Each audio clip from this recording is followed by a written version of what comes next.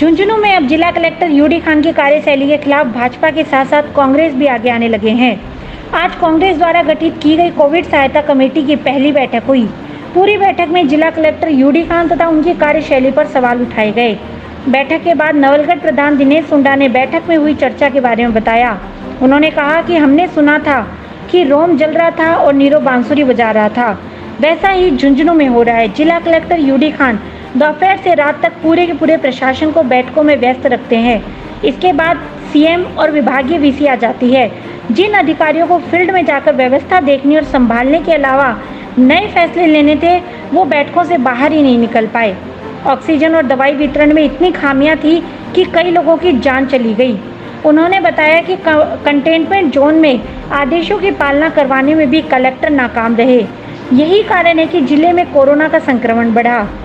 अभी भी यदि हालातों को नहीं सुधारा तो तीसरी लहर में जो हालात बनेंगे उनको सोचकर भी डर लगता है। उन्होंने कहा कि बॉर्डर पर आवाजाही सामान्य दिनों की तरह है। सुंडा ने बताया कि मुख्यमंत्री को कमेटी ने अब तक की खामियों के साथ साथ तीसरी लहर में बरते जाने वाली सावधानियों को लेकर सुझाव दिए हैं ताकि जिले में कोरोना का संक्रमण कम से कम हो। आपको बता दें कि कुछ दिन पहले भाजपा ने भी जिला प्रशासन और कलेक्टर के रवैये को लेकर प्रेस वार्ता कर कहा था कि झुंझुनू में कलेक्टर अधिकारियों को बैठकों में इतना व्यस्त रखते हैं कि जिन अधिकारियों को जिम्मे ऑक्सीजन देना है वो 24 घंटे बाद भी ऑक्सीजन नहीं दे पाते और मरीजों की जान जा रही है। इस दूसरी लहर में हमें बड़ी तकलीफ के दौर से गुजरना पड़ा। ऑक्सीजन की कमी, कुछ जगह ये महंगी दवाइयों की कमी, और उसके साथ साथ उन दवाइयों के और ऑक्सीजन के वितरण की जो प्रणाली थी, उस प्रणाली में काफ़ी खामियां थी, जिसकी वजह से आम जन को परेशान होना पड़ा। और जितनी देर में दवाइयाँ और ऑक्सीजन मिलनी चाहिए थी वो प्रॉपर टाइम में प्रॉपर व्यवस्था से नहीं मिल पाई, जिसकी वजह से काफ़ी लोगों ने अपने परिजनों के प्राणों से हाथ धोया है।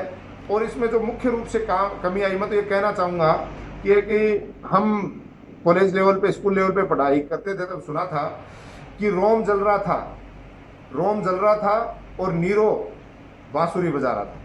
तो हमारे माननीय कलेक्टर महोदय साहब से भी आपके माध्यम से निवेदन करना चाहूँगा कि आज आप सबको पता है कि वीसियाँ चलती हैं, माननीय मुख्यमंत्री महोदय द्वारा निर्देशित किया जाता है।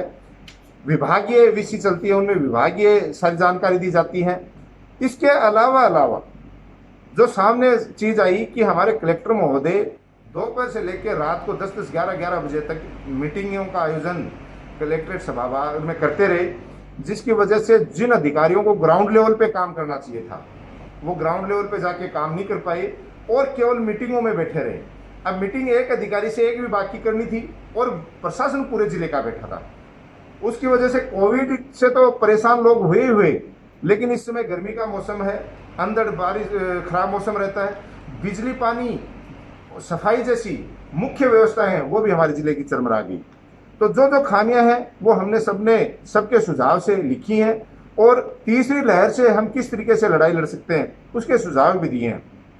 जैसे आज कहीं भी कंटेनमेंट जोन घोषित कर दिया जाता है तो हमारा सुझाव है कि उसको वहाँ आवाजाही पूर्णतया प्रतिबंधित की जाए, चाहे उसमें पंचायत राज के कर्मचारियों को लगाया जाए, पुलिस के कर्मचारियों को लगाया जाए, साथ ही मेडिकल विभाग की टीम लगा के कंप्लीट एरिया की सैंपलिंग होनी चाहिए।